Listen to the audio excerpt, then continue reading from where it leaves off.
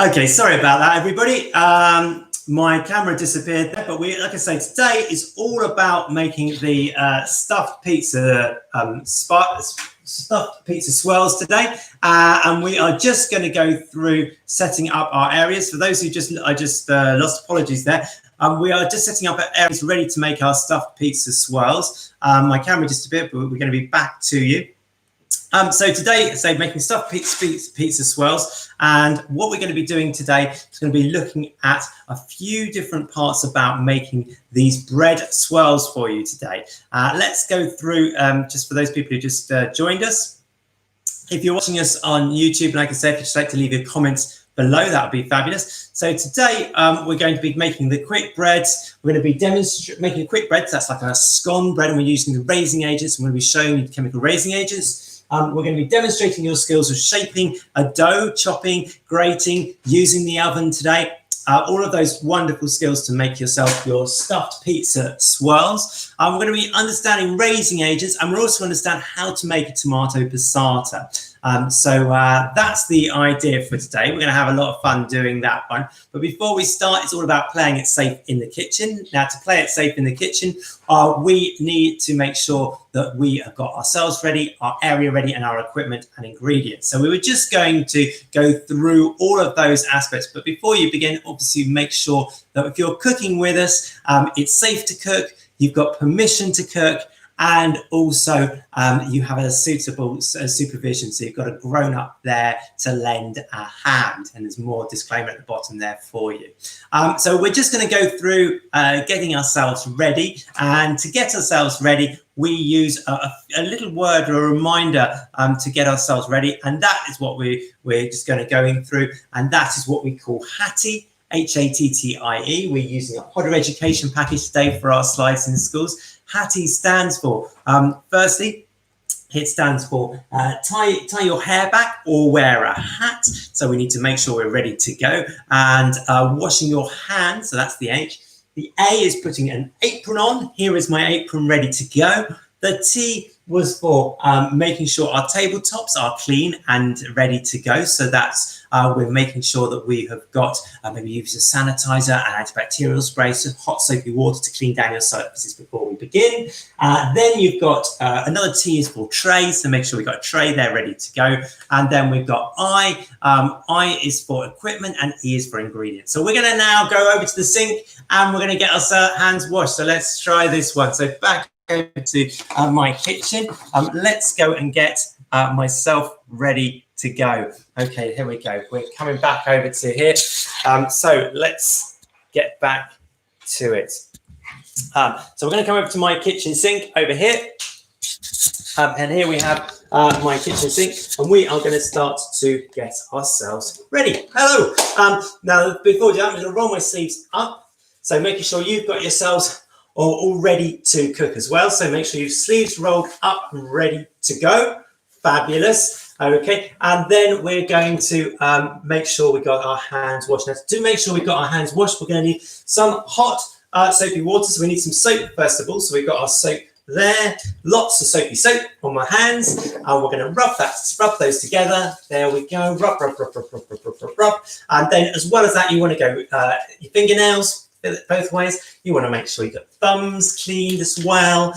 We want to make sure we've got the back of our hands between our nails there, between our fingers rather, there. Perfect. Don't get those wrists as well. So we've got lots of soapy soap on our hands. And then we need to make sure we have washed our hands. So I've got some soapy water there. There we go. Soapy water, and we're going to wash our hands properly. So again, you want to rub your hands. You want to do the back of your hands, between your fingers, round your wrists. Make sure we've got thumbs all done there. Now you know how to do this one now. We've been going over and over it for over the last year. To clean your hands properly, you need to be doing it for 20 seconds. So to do that for 20 seconds at least, and to remember to do 20 seconds at least, you need to be making sure, I could do something like sing happy birthday twice. That would do it. Happy birthday to you, happy birthday to you, happy birthday. And that will get you ready to go. So that's another way to remember it. Let me just quickly dry my hands off there. So we're just going to dry the hands off there. Fabulous. Good. Now we've got my hands all cleaned. I'm going to just go extra cleaning though. I've got a hand gel there, which I'm just going to use there, like a antibacterial hand gel, doubling up so we're all properly clean. Hands are all clean and ready to go. Right, now let's go and get back to our work area, and we're going to get ourselves ready to go from an apron. Ready to go. Here we are. Here we go, everybody. Back to me. Right, fabulous. We can get started in a moment. We got my apron here, so I'm going to put my apron on. But as well as my apron, actually, I'm going to be putting my chef whites on there as well. So I'll get those on as well. The chef jacket on there, just so keep myself properly clean. And hopefully you're getting yours on at the same time here at home. You're getting your aprons on. You're getting yourself prepared. You're getting your hands cleaned. Maybe you're popping to go and get a tray to put all of those equipment on and ingredients on that I'm now going to go through with you. Now, like I say, any comments you want to put in today, if you want to put them, if you're on YouTube, just put them along the bottom there. I'll answer those. If you're at Talkie Girls Grammar School, you're going to be putting those down the side for me today. Okay, we're going to get ready to go on that one. In a moment, we're going to start cooking. So just make sure you've washed those hands. You've got your hair tied back if you want to. You're going to put yourself an apron on. I've got my Food Teachers Centre aprons on there. There we go, from the Food Teacher Association, or food teachers up and down the country. Hello to you, all of you. We're just going to get that one on as well. So I've got our aprons on. We've got our whites on. We're ready to go here. And like I say, if you can make sure you're playing it safe in the kitchen, make sure you've got an adult there to supervise and lend a hand, make sure it's safe to cook in the kitchen and you have permission to cook in the kitchen, all those things, as well as getting ourselves and our areas ready to cook. That would be fabulous. Alrighty, let me just get that one over there. Right, we are nearly ready to go, everybody. And we are going to start to go through the ingredients and equipment you need to have ready on your worktop for you. Okay, so let's go through this one. The equipment and ingredients that you'll need today. Let's start with the ingredients. The first ingredient you're going to need today is going to be some flour, some strong plain flour. So I've got some strong plain flour here, very strong plain flour, very strong flour here. This is a bread flour that is very, very strong. So that's great. If you've not got yourself some strong plain flour, you could actually make do with some plain flour on this one. That would be fine. And what we're going to be doing with that plain flour is we're going to be adding a raising agent. Now, the raising agent we're going to be adding to that one is going to be a baking powder, and I'll talk a bit more about that one in a moment. Now, if you haven't got baking powder and plain flour, you could also make do with some self-raising flour. So we've got some self-raising flour there, which has already got the baking powder in there already. So there are some alternatives. Now, it might be that you're gluten intolerant, a celiac. So in which case you can use some free from, so gluten-free flour will work with this one. What I would say is there I would add a little bit more either eggs to that one, milk, or I would add a little bit of xanthan gum to that just to build up the protein there for you if you're doing that one. Some unsalted butter, so we've got some fat to go into this one as well. We've got, like I say, some baking powder. We've got our baking powder again. I've just got that one out. There we go. Baking powder to go into this one. Now, I've said, going back to that unsalted butter, if it's vegan, you can go with a plant-based one instead. If you don't want to, it's like a dairy alternative would be absolutely fabulous. Egg, and again, so I've got my eggs here, so we could be using eggs there, or we could use an egg alternative. So we've got some aquafaba, there we go. That's some egg alternative if you want to go dairy free, or you're looking at veganuary and you want to do an alternative there.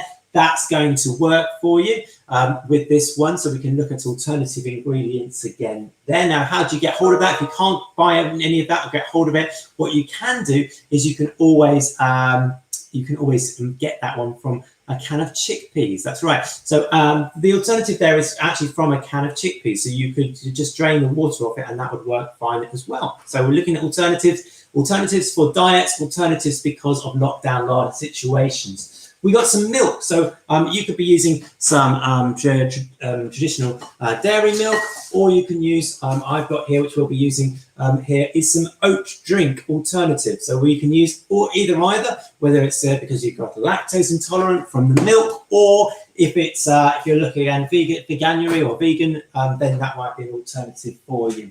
Then we've got this whole thing of tomato and tomato passata. So whether you want to use a tomato passata, or indeed a tomato puree, or even if you wanted to get hold, you might just have some chopped tomatoes there. We're going to be looking at the tomato that's going to be going into this, and I'm going to be demonstrating how you can actually make your own tomato base to go into this one. So from some fresh tomatoes. So I will show you that one a bit later. So if you haven't got those things, I will show you how you can put those things together at school today, in the class today. So you can do that one. So grated cheese is the next one. So you can use a standard block of cheese here, or you can, again, thinking about veganuary, you might want to use some cheese alternatives. So it's a flavor block here, which does a similar sort of thing. And we can grate that one up if you want to look at either non-dairy or a vegan alternative to the food that we're producing today. Okay, hopefully all of that makes sense from there. Let's move on now to the equipment that you're going to need today. So let me just go through that one for you, and we're going to go through equipment next. Here we go. Sorry, I'm just going to go onto the PowerPoint there. Oops. There we go.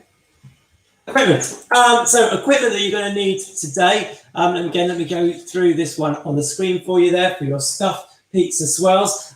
Your equipment you're going to need is you're going to need a baking tray and some parchment paper. So I've got some baking tray there and some parchment paper to go into that one for you today.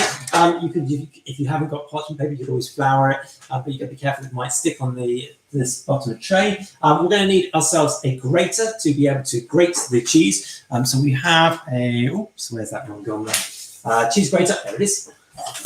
We've got our cheese grater there, ready to go for our cheese grating. We're going to need some knives. We're going to need what are we going to need today? We're going to need a few different types of knives today. We're going to need a rounded butter knife for you there. Also a sharp knife. So I've got a paring knife there, but I'll also be demonstrating with another one which you don't need, but I'm going to demonstrate because it's easier. This is a chef's knife or a cook's knife. So we'll talk about a little bit about knife safety when we're talking about it today. You're going to need some mixing bowls. So I've got some mixing bowls just here. So you're going to need yourself some mixing bowls to go with today, to cook with, and to prepare your food with. And you'll need a chopping board. Okay, so I have got my chopping board just there. Right. Fabulous. I think we are all now ready to cook. You should now have got all your equipment and ingredients ready to start to cook and to prepare everything you're going to need for today's lesson. Now, like I said, I hope everyone can hear me and we're ready to go. If you've got any more questions, no, they're okay. Talkie Girls Grammar. If you've got anything on YouTube, just let me know. Post that down below. That would be fabulous. Right. Okay, let's get on to what we're cooking today. Oops, there we go. Today, we are doing stuffed pizza swirls. Now, all my recipes you'll find there are step-by-step photo recipes, so you know what to do, and I will talk you through the step-by-step photo recipes as we go as well. So you're going to know what we are doing as we go along and go through all of this one. The first thing we're going to need to do is we're going to get that strong plain flour, okay? Or it could be just plain flour, or it could be that, say, the alternatives we talked about there. We're going to be measuring that one out, and we need 200 grams of that. So let's get measuring. I've got my bowl, I've got my scales. There we go, and I'm going to measure that out. Now, you might be that you've not got any scales at home, and that is fine. If you haven't got any scales at home, we can still make do without scales. And what I'll do is I'll now use some spoons to measure it out using that instead, so you can do that one easily at home. You might be using small ones, so a teaspoon, and this is a big tablespoon. So I'll measure it out in tablespoons in case you haven't got that at home. So let me just go through. There we go. Let me just do that one for you. Okay, so we'll do, oops, you can't quite see me there. Let me move that one back. I'll hold that one up for you. So we've got our spoons, and we're going to measure out 200 grams of plain flour to make at least our 6 wonderful swirls there. So we're going to do that one together. There we go. Here's my plain flour. Strong, oh, so this is plain flour. This is my strong plain flour. Here we go, let me get that one out. And measure that one together. Okay, so I'm going to be putting in 200 grams. So let's do this one together. 1, 2. They're big heaped spoonfuls as well here. 3, 4. 4 spoonfuls, you really give about 100. 5, 6, 7, 8. Actually, I'm gonna do. I don't need quite so many. And there is 9. There we go. Actually, I did really big petite spoonfuls, so I've gone with 9 of those. If you haven't, just doing a level spoonful, about 10 of those, but 9 of those did me fine to get my 200 grams, and that is what the 200 grams of flour looks like. Okay, so if you got a spoon, you can do that, but otherwise, if you'd like to measure that out with scales, that would be perfect. The next thing we need to do is we need to get our butter, which is in the fridge. So let me just get that out of the fridge for you, and so you're keeping that one cool. We've got butter, we've got a butter, we've got a dairy alternative to that one as well. So again, with all of these things, we're looking at the alternatives that you might have. So I've got, there we are, keeping that cool in the fridge there. So I've got there a butter, and I've got a plant-based alternative, okay, to butter there. Now to easily measure this one, again, if you haven't got scales, you'll notice that on the packets, they actually have 50 grams, 50 grams, 50 grams. You can slice it off the correct amount. Can you see that one? 50 grams, 50 grams. And the same on this one. This is your dairy one. If you have a look on there, it's got it marked across there. You might just be able to see that one in the camera there. They've got the mark down there. So we're going to be doing that one now. So we're going to be using 50 grams of 40 grams of the baking fat there. So if you've got that, I'm going to start to use my rounded butter knife for this one. And I'm going to slice off my 40 grams that I'm going to need to go into this one. There we go. That should be, oops. Let's get that one back. 40 grams. Perfect. So what does 40 grams look like? That is my 40 gram block of butter, fat, solid fat, or fat alternative. Whatever you're planning to use, that is going into my bowl there. Okay, so I've now got fat and flour inside my bowl. You can all see that one there. Fabulous. And what we're going to do now is we are going to get this ready to go. So we've got that there. We're going to be putting in a little bit of baking powder as well. Now, what we're trying to do with the baking powder is trying to get some air into it. Now, we could have got another way of getting the air in, is it says there, we could sieve it. If we had extra time, we can sieve the flour in as well to get some more air into that one. We're all about getting the air into these, into a scone bread or a quick bread. This is their scone bread tomato rolls or quick bread tomato rolls. We're all about getting the air in. And so one of the ways is to do that is sieving it. And I'm going to show you a few extra ways we're going to get air into this one as we're going along.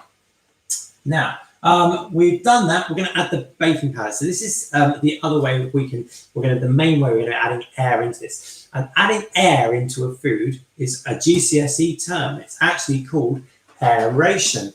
Let me write that word up here. It simply means to put air into it. So we're going to be aerating, and it's because of aeration. Okay, that's a good word. Adding air.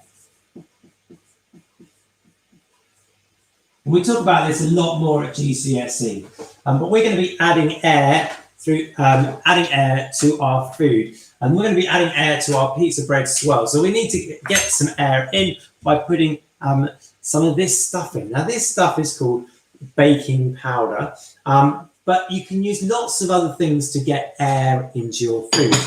Now, let me explain what I mean by this.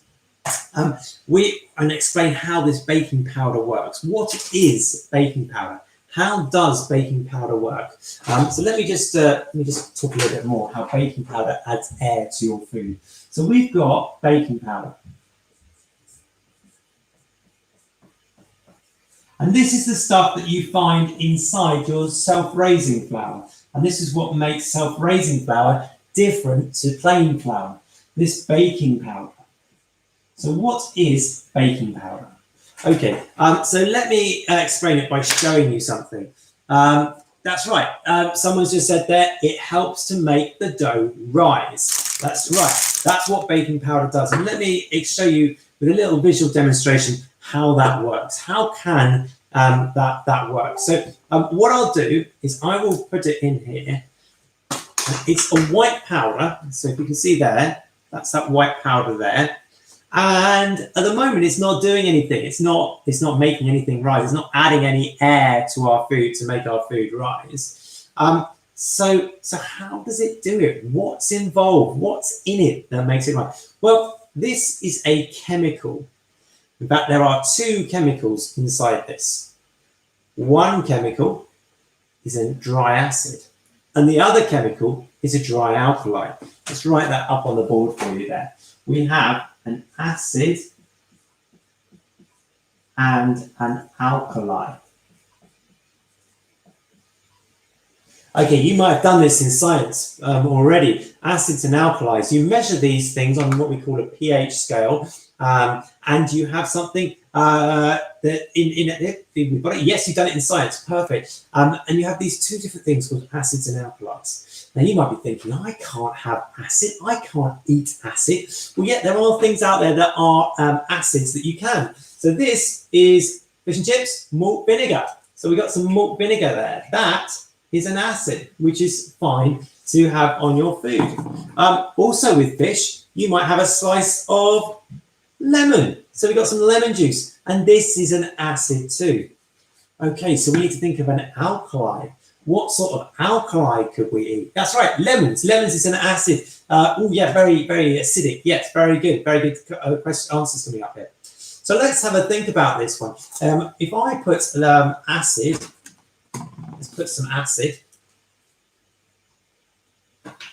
into this little dish. Okay, so I've got some acid in this little dish here. And not a lot, there's no air, no aeration, no gases are coming out of this one.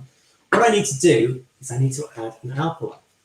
Okay, so we've got some alkali, and there are alkalis that you can eat, like this one, bicarbonate of soda.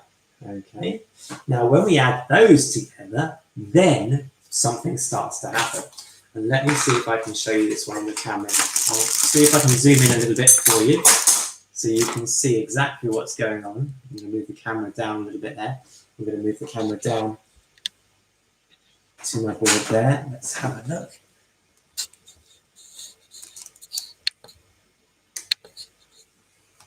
Hopefully there you can see on the screen there. There we go. So I have now got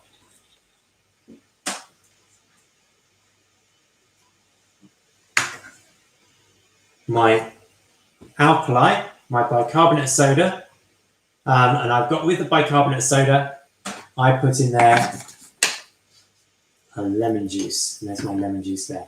Now, if I add those two together, what's going to happen? Let's have a look. Oops, a little lemon juice on the table there. What do you think? Any ideas? Let's see. It's going to fizz. Yeah, this fizzing is what we call effervescence. Let me show you. Can you see that fizzing up on the screen? Put a little bit more in there. That is starting to fizz up. I'm going to put a little bit more in there. I'm going to put a little more lemon juice in. Here we go. It's starting to go. Whoa, there it goes. There it goes. It is bubbling up. Can you see all those massive bubbles in there? Now, what's going to happen with your food? Well, if you can imagine that this is part of your food there, it's not doing a lot. However, this balloon is your food. This balloon is your bread. Okay, it's not doing a great deal. But let's have a look now. What happens if I blow some air in?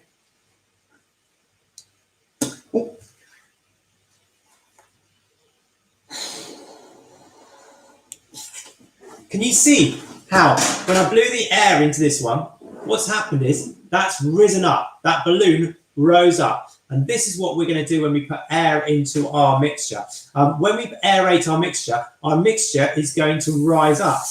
Okay, so this is what's going to happen with our food. We have just mixed an acid and an alkali together to make a bit fizz up or add air to our food, or what we like to call.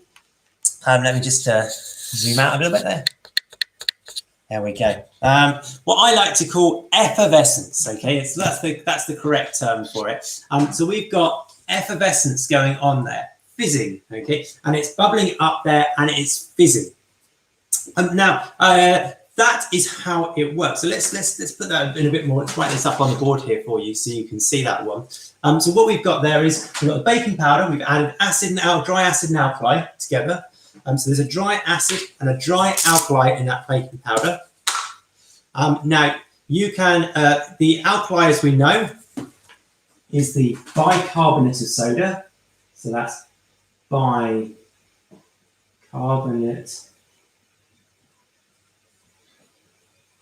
of soda. That's the bicarbonate of soda. The acid we use that's in the acid that's in there is not lemon juice. It's not vinegar. So what is it? Well, the acid that we use in there is something called cream of tartar. There we are. That's it. Cream of tartar. You can see that's our acid that's in there. So let's put that down there. Ta-ta! That's quite a funny name, isn't it? Ta-ta! There we are. Ta-ta! Cream of tartar. Funny name, tartar. Now, we add those two together. Let's add those two together. And we get a gas, fizzing. That gas is carbon dioxide. And that carbon dioxide is our chemical raising agent. So baking powder is a chemical raising agent.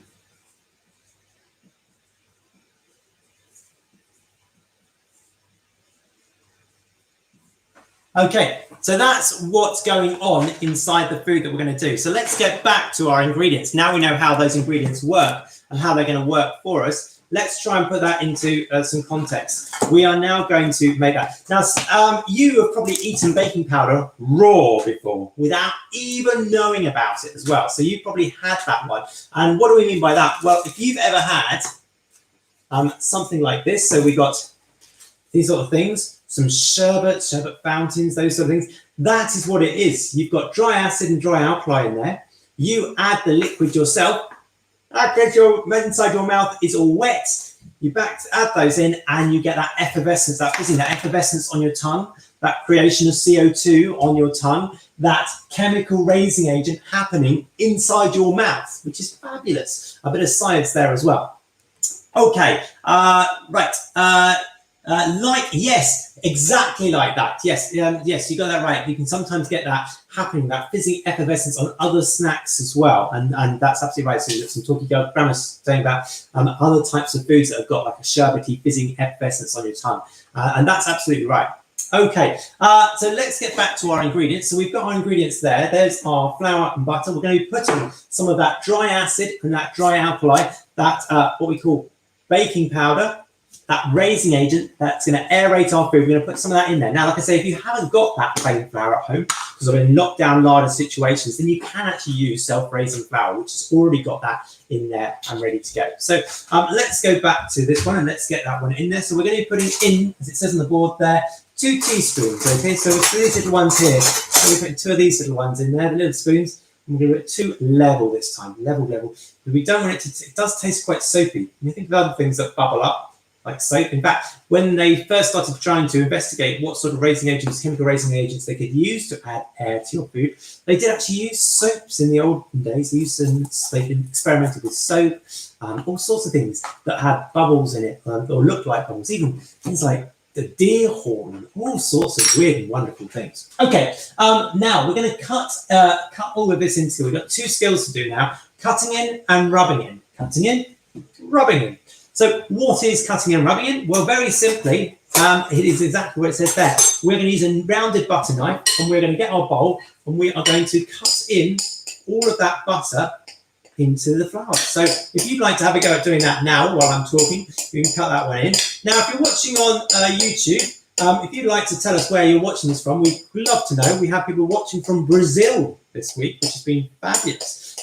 So let us know where you're watching our Talkie Girl Grammar School lesson from today. Here we go. Just going to chop that one up teeny tiny small there. Can you see that one? It's just getting teeny tiny small. Now, how small should it be? Well, we've talked about this before, but it should be about as small as rabbit poos. Yep, I'm sure you all eat rabbit poos all the time, but that's how small it needs to be. Not really. Think about raisins or sultanas. That's about how small we should be there. There we go. So we're just chopping that one up teeny tiny small. There we go. Just chopping that one up. You can see that one on the board there. Chopping up teeny tiny small. Okay. That is chopped up teeny tiny small. Good, good, good, good, good, good, good, good, good. Perfect. And as I'm doing that, obviously I'm mixing through my raising agent, my chemical raising agent. That's the baking powder that contains a dry acid and a dry alkali, my bicarbonate of soda, and my cream of tartar. All of that is being mixed in as I do this one as well, into my dry mix here. Now, what do you think then is going to happen when I add a liquid to this mix? What do you think is going to happen? Anyone have a guess? What do you think?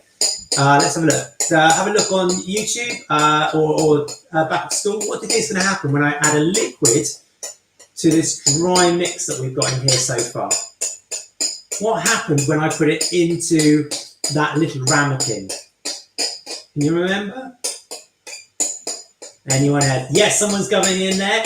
It's going to fizz up. Yes, it's going to fizz up. Or can you remember the proper name for that? Not fizzing, but we called it something else. Begins with E. Can you work it out? Is anyone going to get it on there?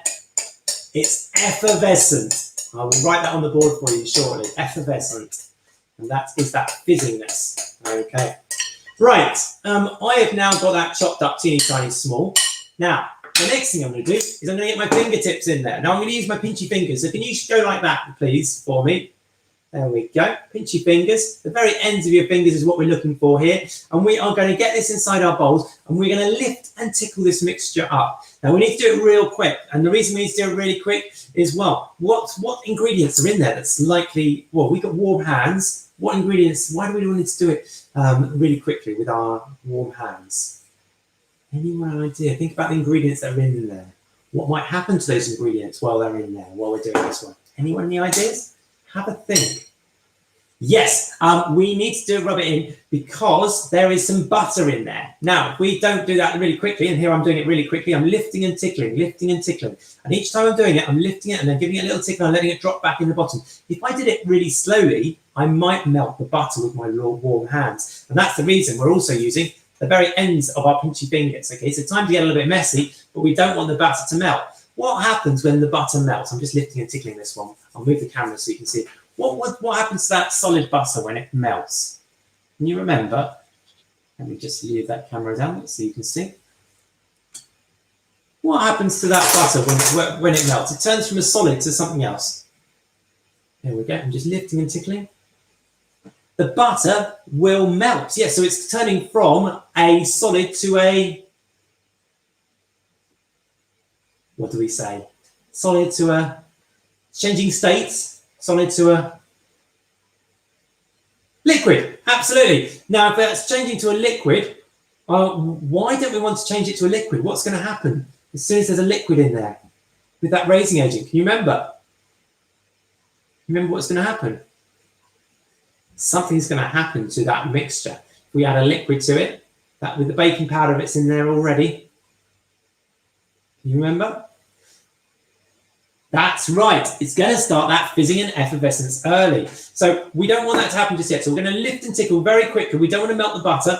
We're just going to coat all of that flour. There we go. We're just going to lift that up, coating all of that flour. And we talk about why we do that one at GCSE a bit more. We're just lifting and tickling it, what we call rubbing in. There we are. Just going to quickly again, lifting and tickling it, rubbing in all the way down. Okay, now we've rubbed that one in until that butter just disappears. Now, if it starts to turn a little bit yellowy, mine's still not yellowy, but if it starts to turn yellowy, stop. We don't want to do any more on that one. Or if it starts to really stick to your fingers, actually, it's not really sticking to my fingers very much. It's falling off. I haven't got lumps of butter on my fingers. If it starts to stick to your fingers, stop again. You've done too much, okay? And how do you know if you've done enough? Well, if you give your bowl a little tap on the board, just a little one, don't want to break the bowl, but a little tap on the board like that, then the big lumps will come to the top, and you know to lift and tickle those ones and rub them down and make them even smaller still. Fabulous. Okay, so we have now rubbed in our mixture really well. And my butter has disappeared completely, so which is great. It's exactly what we want to happen. So now we're going to get onto the next stage on the board here. Let's have a look. There we go. So we're going to go into the next stage on the board there. And the next stage is we need, after cutting in and rubbing in, we're going to add our egg. Okay, so we've got our egg here. We're going to add the egg to our mixture. There it is. You can use an egg, or like I say, you can use an egg alternative if you want to, and get that one mixed in. So you're going to get that one into your mix. So we'll have a go now. Now you're going to turn your dry mix now into a wet mix. So we need to be quite quick with everything that we do from now on in, a little bit speedier. Get some speed onto this one. So, oops. There we go. Let me get back there. Fabulous. I thought I lost one of the cameras there, but we're back again. So get your egg or your egg alternative, and you're going to get that one, and you're going to mix that one into your dry ingredients now. So I've got that one in there, and we're going to mix it up again just with my rounded butter knife. So I'm going to use the rounded butter knife that I used previously, just that rounded butter knife to stir that in. And then I've got that milk or that milk alternative. So I'm just stirring that one in there. So you can stir in your aquafaba or your egg. That's just like an egg alternative, or your egg into that one. And you're going to stir that one into there. And then you're going to add some milk or milk alternative. So you might want to use, say, dairy milk or a milk alternative, like an oat drink into this one. I kind of like an oat drink into this one, but like I say, whatever you've got close to hand with that, and you're going to gradually add in 5 tablespoons. So it is really important that we add this gradually, because you can always add more liquid, but you can't really take it away. Okay, so we're going to gradually add that one in, and I find it actually useful if you actually use spoonfuls and you put that spoonfuls in at a time. So little spoonfuls into your mixture at a time. It really works. So I'm going to be putting this one in. 1, 2. So I've got those in. 3, 4, 5. Now I've got that in there with my spoon, and I'm now going to stir that through. So I'm stirring that all through, and that's going to now glue all of our ingredients together, or in cookery terms, what we call binding. We're going to bind all of our ingredients together. So we've got our liquids in there. We're binding all of those ingredients together so that they form a lovely dough ball in the middle. Now keep stirring it and stirring it and stirring it before you start adding any more liquid. Remember, you can always add more liquid. You're going to find it far more difficult to take it away. So I've just started stirring and stirring and stirring and stirring and stirring. Okay, there we go. Now, as we're stirring it, we're also developing something a bit like that rubber balloon, something for the air bubbles, the fizzing, the effervescence to push up. Now, we're not going to be making rubber for the rubber balloons, but I'm just going to add a little bit more of that milk or milk alternative to it, another couple of tablespoons. But what we are going to create is something that is stretchy like a balloon. And that stretchy stuff is a protein from our flour. It's a protein from our flour called gluten. Okay, now gluten is a sticky, stretchy stuff. And it actually derives from the same word as another stretchy stuff that we have, sticky stuff that you might use in school, called glue. Glue and gluten both come from the same Latin for sticky. Same word. Now, here we go. I've now glued all of that together. You see that's all coming together into a big dough ball. Now, the great thing about this is it's actually going to clean my bowl, so I've got less washing up as well, which is great news. So I've now cleaning my bowl with my dough. There we go. All cleaned off. Perfect. And I've got a lovely big dough ball there for my pizzas, for my stuffed pizza swirls or scone bread tomato rolls, whatever you like to call them, the same thing there. So I've got my dough ball, my dough there, and you can see that my dough ball there, and that is a lovely dough ready to go for my dough. And now what I need to do is I'm going to work that dough, but don't overwork it. I'm just going to gradually knead all that back together so it all comes together into a big ball. Kneading is, again, this working of this protein.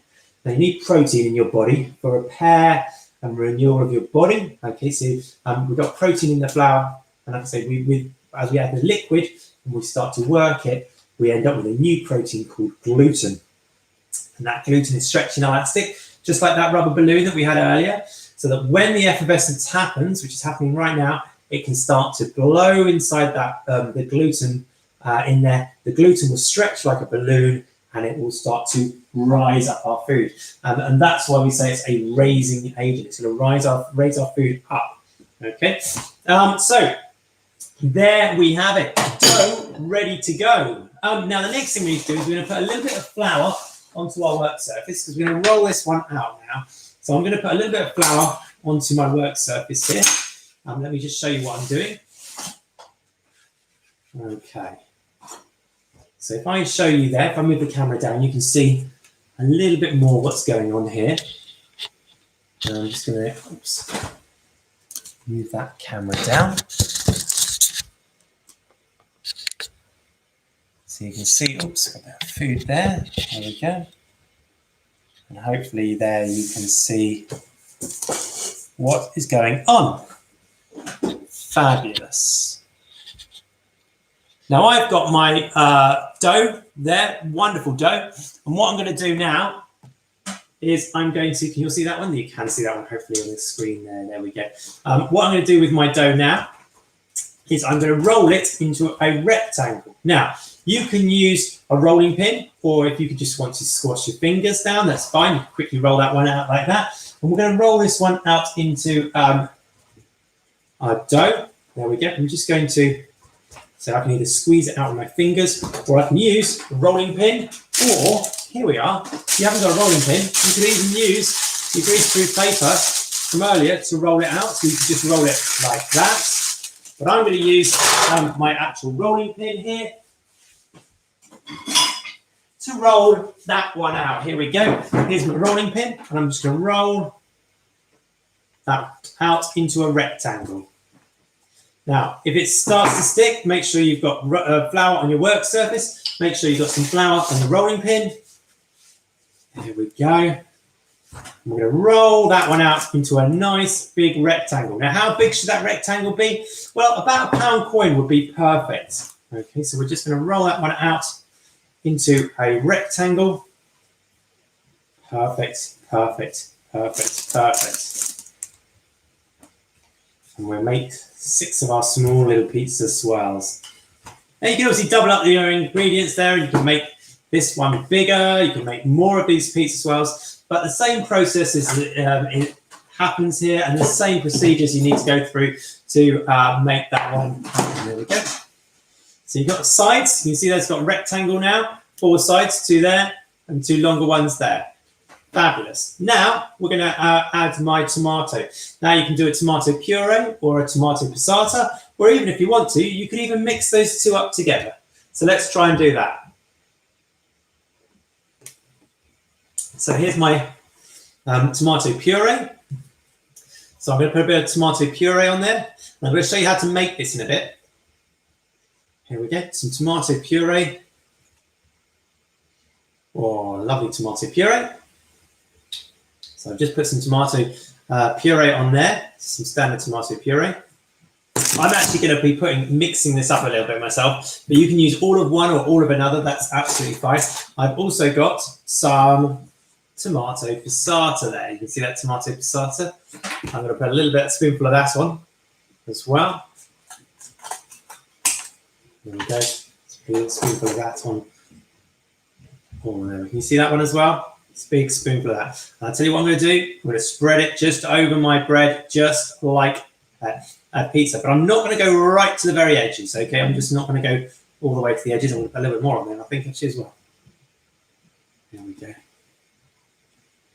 Just spread that, but not going all the way to the edges. We're going to leave a gap all the way around the outside. You can see I've got a little gap all the way around the outside there, like a frame almost. And I'm just going to spread all of that. I'll tell you what, I'll put a little bit more of that puree on there as well. Add a little bit more on there. I love tomatoes. So good for you. There we go. There we go. Can you see that? We've now got that one all on, spread out, not quite to the outside. We've got like a little border all the way around the outside. And then it looks like a bit like a normal pizza might do now. We need to turn these into our pizza swirls. There we go, all the way around the outside. Loving this one. Fabulous. Look at that, all the way around, evenly spread. And hopefully yours looks a little bit like that too. Now, once we've done that, we can add some herbs on there if you want to. You can either add some dried herbs. So I've got some dried herbs here, some dried mixed Provençal herbs. I'm going to put some of these on there. Just a little sprinkling over the top there. You can do that. Or if you've got fresh herbs, that would be perfect. I've got some fresh herbs just growing on the windowsill there. You might have seen when I did wash my hands earlier. Let me grab some of that. We've got some fresh basil. Here we go. It's my fresh basil plant. Oh, let's get some fresh basil on there. Oh, some chili there as well. But fresh basil. Here we are. Got some fresh basil. I love basil. I'm going to get some of that basil. There we are. And what I'm going to do is I'm going to tear up some of that basil just to go onto there as well. I love my basil. Tear it up into tiny little bits. Beautiful. I'm going to tear it up a bit smaller. A bit of fresh basil. You might even have your own herbs, different herbs that you're growing at your house during lockdown.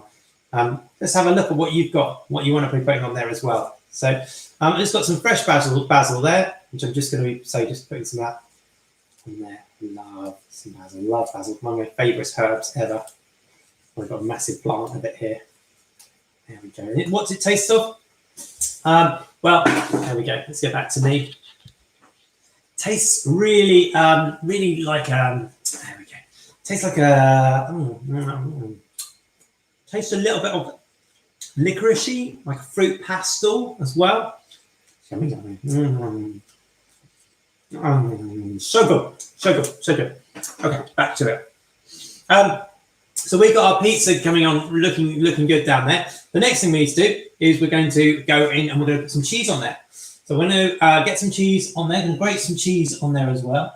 About 4 tablespoons of grated cheese. So be careful with your cheese grater because a cheese grater is like a mini knives. They're like tiny little knives on there. So be very careful. I'm using that one. Just going to cut myself off a little chunk of cheese on there. And you can use, say, a cheese or a dairy alternative flavoured block. If you want to, you don't have to. So you can use you've got some there, or you can use some block alternative. There's some various different types of cheese block alternative you can use. The dairy alternative, there we go. I'm just going to grate that one all over my pizza top. There we go. Here we go. Oh, lots of cheese on there. Yummy, yummy, yum, yum, yum, yum, yum, yum, yum, yum, yum, yum, yum, yum. Lovely, lovely. And again, be careful with these because each of these is like a little knife. I don't want any grated fingers. That would not be good. Okay, so we've now got our pizza looking lovely. Make sure there's no bits on the outside. And then the final thing we're going to do is we're going to roll it up like a Swiss roll. And then we're going to upend it, okay, and put these ones onto our greaseproof paper. So using the long side, let me say that one again, using the long side, what I'm going to do now is I'm going to roll up that pizza. I'm going to roll it up Very gently, just trying to get all of those yummy foods that are inside there. There we go. Rolled up gently. We don't want to squeeze all that yumminess out. All that deliciousness is out. Okay, so now I've got my pizza. Wonderful pizzas there, rolled up. Almost like a calzone, I suppose. And at this point, we're going to use a sharp knife. Now, I would suggest you probably want to use one of these ones. This is a sharp paring knife. Or like I say, you could otherwise be using a chef's knife or a cook's knife, because we need to we need to do some real sharp cuts on this one. And what we're going to do is we're going to get our thumb and finger like a bridge, like that. And we're going to be cutting through the middle of it. Can you see I'm making a bridge? And I'm going to cut through. Now, I want to create pieces that are about 2 centimeters wide. And just each one, I'm creating a little bridge, and I'm cutting through. There we go. And again, trying to keep them as evenly as possible. There we go. And each time, there we go. And we should get 6. 1, 2, 3, 4, 5, 6. Perfect pieces. Now they look lovely as they are, but what we need to do now is we're going to put them onto a baking tray and we're going to upturn them. So what do I mean by that? Well, here's my baking tray. What I'm going to do on my baking tray is I'm going to be putting some greaseproof paper. So I've got my piece of greaseproof paper on there. I'm going to cut myself a rectangular piece of greaseproof paper. There we go.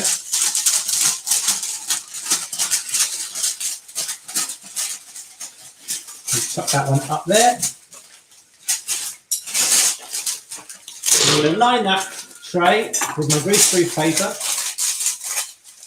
And that greaseproof paper is going to go right into there. There we go.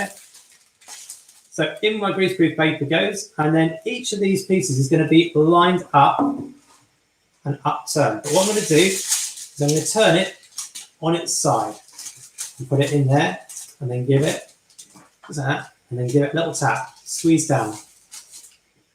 And the same again, next to it. And I'm going to squeeze it down to the same height. You see what I've done there? And the same again. And squeeze it down to the same height. Because what we don't want to do is one to be overcooked, one to be undercooked, and then the rest, otherwise we waste a couple. So we're going to be doing them all similar sort of size there. Can you see what I'm doing? So we just make it into a circle, then squeeze it down, then circle, and then squeeze it down. And there you have got 6 pizza swirls, 6 stuffed pizza swirls, stuffed with tomato, stuffed with cheese, stuffed with herbs, and these are as quick breads. They're a scone bread. So they're a scone bread tomato rolls. Okay, now they look lovely as they are. What I'm going to do though, I'm just going to add a little bit of extra cheese just to go on the top there, because I just love a little bit of extra cheese on there. So here goes. I've got my cheese grater. I'm just going to add a little bit of fine cheese on the top. There we go. Just a little bit of cheese, extra cheese, just to cover these up. There we go. So I've just got a little bit of extra cheese, just going to be grating onto the top there. Yum, yum, yum. And they are finished. Now, they need to go into the oven. Now, I preheated the oven and to 200 degrees, 200 degrees or gas mark 6 there. If you're using that, there's different ovens, apply different ways. I'm going to put these straight into the oven. Please, when you're putting them into the oven, can you make sure that you have a grown-up supervising? Again, it's safe to use it in the kitchen, so make sure you've got a grown-up supervising you there to do that one. And you need to be using an oven glove as well. So let me get those ones in there. I'm going to go and put these ones straight into the oven now. Okay, let's go take those ones into the oven, and then we'll come straight back to you. There we go, into the oven again. Make sure you're using oven gloves when you're in there. And I'm going to set the oven there for 20 minutes. So I'm just going to put those on for 20 minutes. So that they are cooking up nicely at the end of the lesson. Okay, there's my wonderful, wonderful basil in there. I love my basil. Right, anyway, come back to me. Okay, so we have now come to what would be the end of perhaps the cooking. But I said I'd show you and demonstrate how to do something else. So that other thing I'm going to do is just show you there. Oops. That other thing is how to make those tomatoes. Now, whether you're making a tomato passata or whether you're making a tomato puree, how do you make it? Well, I've got a little recipe here that I use to make it. So I'm going to just very quickly show you that one on the board. And then I'm going to very quickly do it with you. Okay, so this is it. It's a tomato, pure tomato puree it should be. What we got there is I've got a step-by-step on how to do this one. Let me change that one there. The puree. There we go.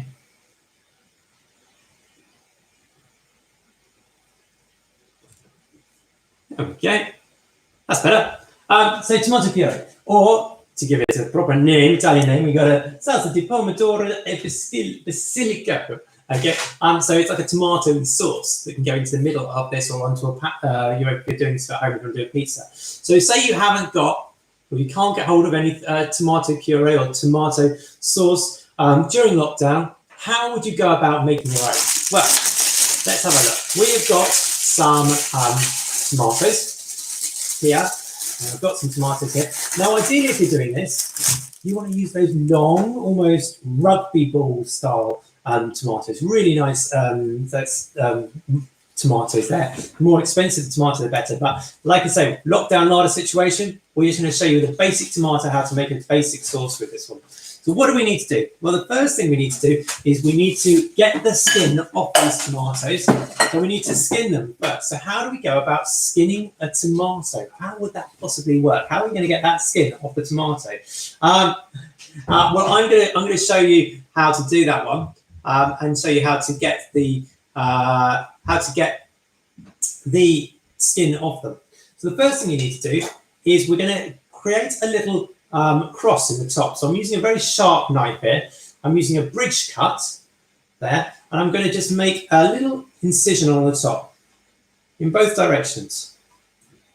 Okay, so if you have a look at that, open the camera there, hopefully you can see I've made a little cross on the top there on the camera there, and you can just about see that cross on the top. Now I'm going to put that tomato with the cross on the top, and I'm going to be putting that one into some boiling water. Okay, so I'm just gonna. So I've got my wonderful tomatoes with a little cross on the top, a little prick on the top to make them into a cross shape on the top, and I'm going to put those ones into some boiling water. So what I'm going to do is I'm going to turn my camera around, and there we go to my kitchen, and where I've got some boiling water on the go, ready to go for you. So let's. Turn it round here so you can see my kitchen there, and I'm just going to zoom in a little bit so you can see what I'm doing there. There we go. Hopefully you can see that one. Fabulous. Now let's go through and we'll talk about what we're doing over here in my kitchen. So I've got my tomatoes here. You can see those tomatoes there. Let me just show you again on the camera there. There is my tomatoes. Fabulous. Oops, a little bit. Camera there. Okay, tomatoes there, and what I'm going to do is I'm going to put those ones into some boiling water. So in a saucepan there, in the tomatoes. Now you don't need to do this at home. I'm just going to show you how I make those ones at home. Okay, so how would I make it at home? Oops. There we go. How would I make this? Make one of this if you were at home and you didn't have any passata or tomato puree. So the tomatoes are in there. I've boiled a kettle of water over here. I'm going to be putting the boiling water from the kettle is going to go into here, and I'm going to put it onto the gas and warm it up. So there they are, tomatoes in the pan. Just so you know how to do this one. water's boiling over there. And like I said, what we're going to do is we're going to be making this one up.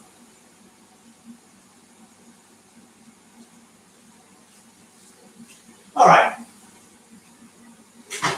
Boiling water into the pan. Turn the heat on.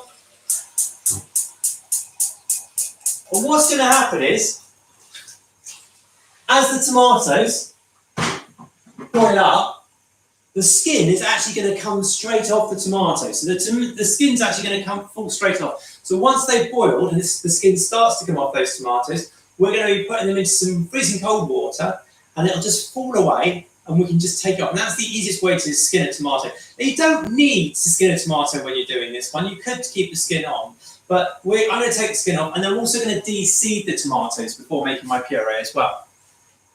Let's have a look. So we've got the tomatoes. Now, just to make this boil a bit quicker, and also to make it more efficient, we'll put the lid on there, and that's boiling away. Now, along with the tomato, to give you a really nice puree, I always like to add a little bit of onion as well. So I'm going to just chop up a little onion to go, and I'm going to fry a little onion to go in with this one as well. So I've got myself an onion. Let's show you on the board there while I'm over here. So while that's boiling away, I've got myself, let's do the chopping board there. So I've got a chopping board. I'm going to be just chopping up this onion. So you could use a fresh onion like I'm doing, or you could use frozen onion, which will work just as well with this one. It's already been chopped up. But I'm going to use a fresh onion there. I'm just going to be chopping up that onion. So I'm just getting the skin off my onion there. So here we go. Let's get the skin off the onion as well. So I'm just taking the papery part, skin off the onion there as well. And then I'm going to chop that up, and I'm going to, while the tomatoes are cooking, I'm going to just lightly saute or cook or soften up the onions as well. So we're going to get that one done as well. Okay, if you don't have an onion, that's fine. You don't need to do that one. Don't need an onion to go into this one. You can actually make a tomato puree without any onion. I just think it adds a little bit more flavour. I'm just going to do this one while the tomato is just boiling. The tomatoes are boiling. So I'm just going to chop up my onion. But if you haven't got onion, you don't need to put onion in there. That's fine. Okay, so I've got chopped up onion there. I'm going to put my chopped up onion straight into my frying pan to soften those. So in that goes. I'm going to do another bit more, the other half of the onion there. So I've got the other half of my onion. Again, I'm going to just take the skin off that. I'm going to then, once I've taken that off, I'm going to be doing that with it. Any more questions?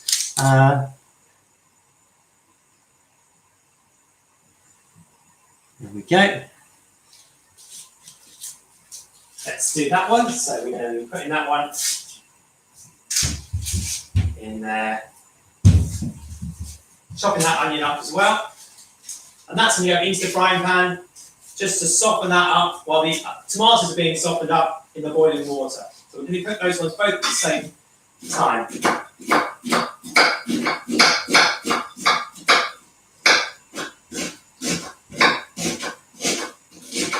Okay, that's the second half of the onion, all chopped up, and in that goes into the frying pan. I'm using a non-stick frying pan, so since I'm using a non-stick frying pan, I can use either a wooden spatula or a wooden spoon just to stir that one up. Okay, here we go. So I'm going to put that back in. Now don't forget, when you're cooking, you're in control of the heat. Don't let the heat be in control of you, okay? So when you're cooking, just try and make sure you are in control of the heat. If it's too hot, if something feels like it's going to spit, or if it's going to get too hot for you to go near, then just take it off the heat. You are in control of the heat at all times. The heat is not in control of you. Also, when you are cooking, you make sure the pan handles are not sticking out. When you're walking past, you do not want to be knocking into the pans. So when I'm cooking these ones, I've got the tomatoes boiling there. I've got the onions just softening up there. That's perfect. I'm telling you what I'm going to do with the onions as well. Again, you don't need to when you do this one, but what I do when I'm making a nice tomato to go on top of my pizzas. So I'm just going to put in there a little teaspoon of sugar. It's just going to help add to the caramelization of my onions. Now I add a little bit of sugar in there. Just about half a teaspoon's worth of sugar. And then I'm also going to add some salt and pepper into there, just to season that one into there as well. Okay, they're just softening up. I don't want the onions to particularly brown. I just want them to soften up, release the sugars in there for you. Okay, so thank you for the nice apron. Thank you very much there for comments. So they are just softening up there. I've got my onions softening, they're smelling good. I've got my tomatoes, which are boiling. They're done. In fact, I'm going to take them off. I'm going to move the other one into the centre. Very quick way of doing this one. So what I've got in there, you might be able to see on the camera. I'm just going to move the camera down so you can see. In here, I've got the tomatoes, and the skin has already come off them. So if you have a look there, you can see the skin is starting to fall straight off the tomatoes there already. Can you see that there? The tomatoes skin falling straight off. Hopefully you can see that there as well. I'll show you on the screen. You can see that in a bit more detail. Let me come back to me. Here we go. And I'll just show you on this what's happened to the tomatoes now. Okay, so what's happened now is the tomato skin has come off, and what I'm going to do now is I'm going to now put those into a little bowl of cold water, and we're going to be able to see what's happened to them and actually get the skin off really, really quickly. Okay, so I'm just going to come back. Let me go and get this small bowl of water and show you what's going to happen now.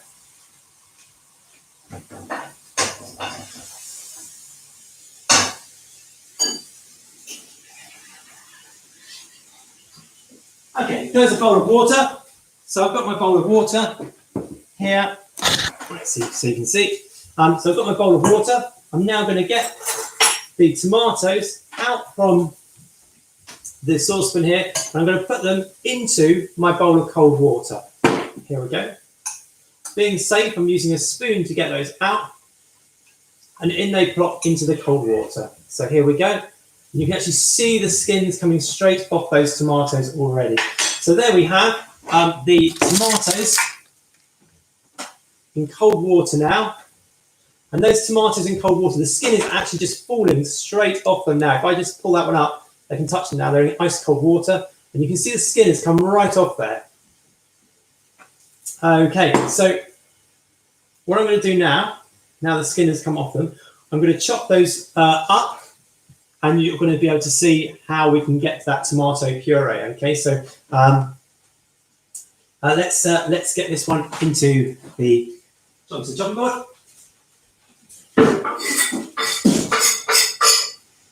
And de-seed those tomatoes ready for our puree.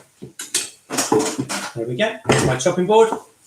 And hopefully you can all see that one. Let me move the camera down so you can see what I'm doing there. There we go. Just move the camera down again so you can see what's going on there.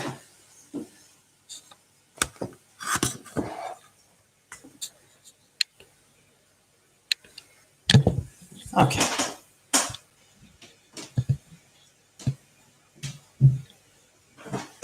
Fabulous. Now you can see there. Let's just clean the camera a little bit. Okay, there we go. Tomatoes have come out. They've been boiling water. They've been gone in cold water now. So what I'm doing now is I'm just going to pull off all of that skin of the tomatoes. Again, you can see I've just got those out. The skin is now inside the water. It's come off really easy. The next thing I'm going to do is I'm now going to cut these ones open. I'm going to use a bridge again. So thumb and forefinger into a bridge. So cut those in half. I'm going to do the same with this one. So thumb and forefinger, cut them in half. Now what I'm going to do now is with a teaspoon, I'm just going to scoop out all of the seeds and peel away from the outside of the tomato. And that is the centre, which I'm just going to take out and put that in there. Can you eat the skins? Yeah, you can eat the skins. And you can actually use the skins for this tomato puree. That's a good question. But I'm just, for this moment, I'm just going to peel out, use a spoon, peel out the seeds, take off the skin. I'm going to show you how to make a traditional puree. There we go. I mean, you could just literally blitz tomatoes in a food processor. which would work, but I'm just going to show you the way I'd make mine. So I can see now that these are the tomatoes now that have been de-skinned, and as well as de-skinning, all of the seeds have come out from the inside of these as well. Okay, so that's what's left, ready for our tomato puree. Let's move clean down the sides a little bit. Now, once I've done that, so I've skinned them, I've de-seeded them. What I'm going to do now is I'm going to just chop these ones up a little bit more. So I'm just going to chop those ones a little bit more using bridge. Just going to chop them up. Perfect. Wonderful. So I've got my tomato there. And what I'm going to do is with the tomato, I'm going to add the onions that I've just did. So I'm just going to go and grab the onions, bring those over as well. I'm going to chop those up and put those into the same thing. So here we go. So we get this chopped up onions that have been softened up. Here we go. Here's my frying pan with the onions. The onions just started to brown there. So I'm going to put my onions, let's put the tomato and the onions all in the same bowl. There we go. Chopped up onions, chopped up tomato, in it all goes. There we go. Beautiful. So all that tomato, softened onion, a little bit of sugar, a little bit of salt and pepper in there. Perfect. Going to get all of that in there. It's going to make me a wonderful pizza sauce. Okay, so let's put that one down over there.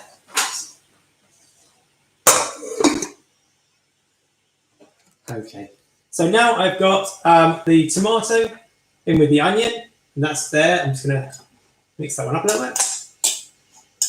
So tomato and onion all in there. I'll tell you what I'm going to do as well. Going to add a little bit of spice to that one. So I've got the tomato and onion in there. I'm now just going to add a little bit of spice and a little bit of salt in there as well. A little bit more salt and just a little bit.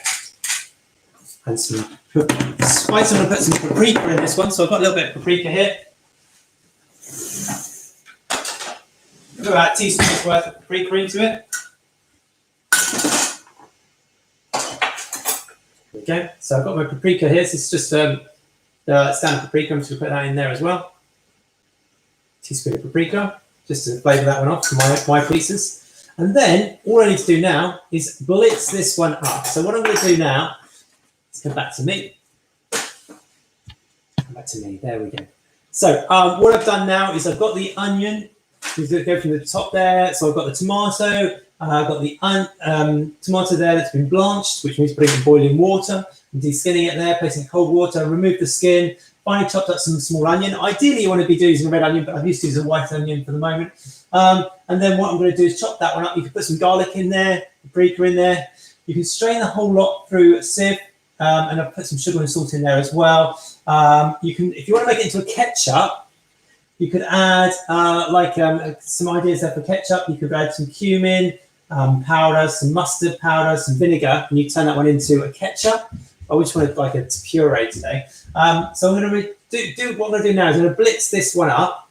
Now, if this is one for a grown-up, because I'm going to be using a blender, or you could use a food processor. I'm going to blitz all these ones up. I'm going to cook it once again in a small saucepan, and then I've got my puree. Okay, so this is how to do it. So I've got the tomato in there that's been blanched, taken the skin off them, de-seeded. And then I've chopped up some onion. I've got some spices in there as well. I'm going to then use that with a hand blender, or you can use a full blender. I've got my Magimix big blender over there. I've got my hand blender. You could use that one if you're a grown up. Okay, if you're not a grown up, then please, all I would do now is just try and squeeze it through a sieve, and that would work. It's quite soft, so you can squeeze it through the sieve and get it through. But I'm going to use a blender ideally for this one. So let's go move around to the kitchen, back to the kitchen now. There we go. Let's move that back round to the kitchen. There we go. Hopefully you can see me there. We're nearly there, everybody. There we go. So I'm just going to take that one over so you can see my mix there. Hopefully you can see that one on the board there as well. Yep. You can see that one. Yeah, let me move those pans back away. Get those out of the way as well. When we come over. So what I've got going on over here, I've got those mixed there. Oops, my pizza's nearly out, and then my blender's nearly done as well. So I'm just going to show you both those at the same time. You can see that one perfectly. Let's move that one out. Okay, so back over to me in the kitchen. Let me just switch that off now. I'm going to blend these all up, and what I'm going to do is we're going to show you how the puree is made there. So just going to blend all of those mixtures up together. And we'll make this one into a beautiful puree. Okay, here we go. So back over to me. Now I can use a hand blender. I've got a hand blender here. I can use this because I'm a grown-up, because if you've got an adult, you can use this one, blend this one up. Or say I've got a Magic Mix here, which will blend it all up really quickly as well. So just for speed, I'm going to be putting those in there. Let's get all of that in there.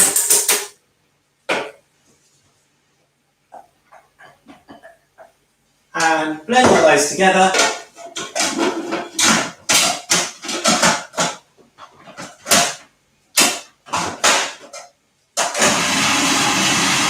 And what you end up with is a beautiful tomato, and show you how to make the tomato puree there.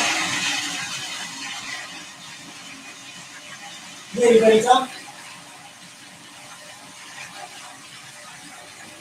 Whoa.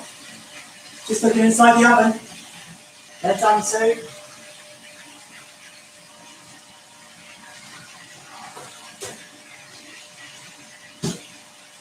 Get those out of the oven while we're doing it. I'll bring those over and show you.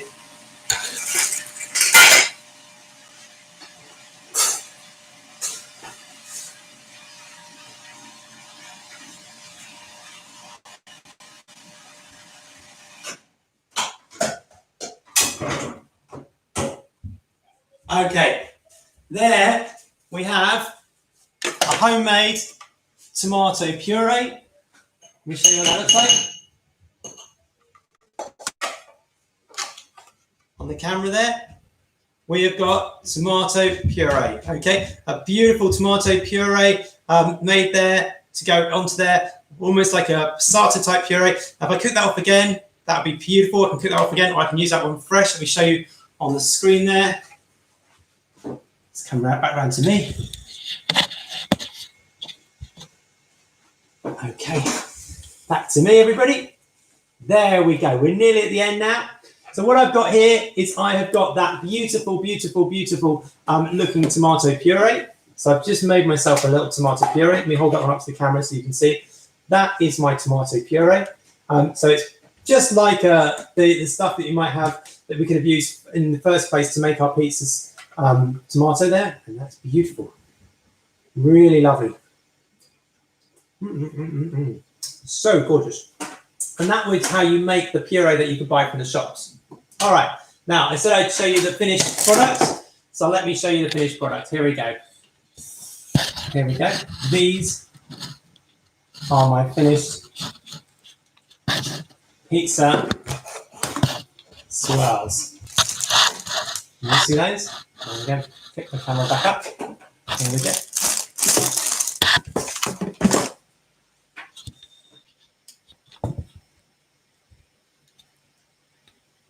There we go. You can see those ones there. There are my beautiful pizza swirls, all ready to eat. Now, this gives us a little bit of extra time left. Hopefully yours look very, very good as well. Let's go back to me. Fabulous. So that should give you a bit more time to now. Back that one.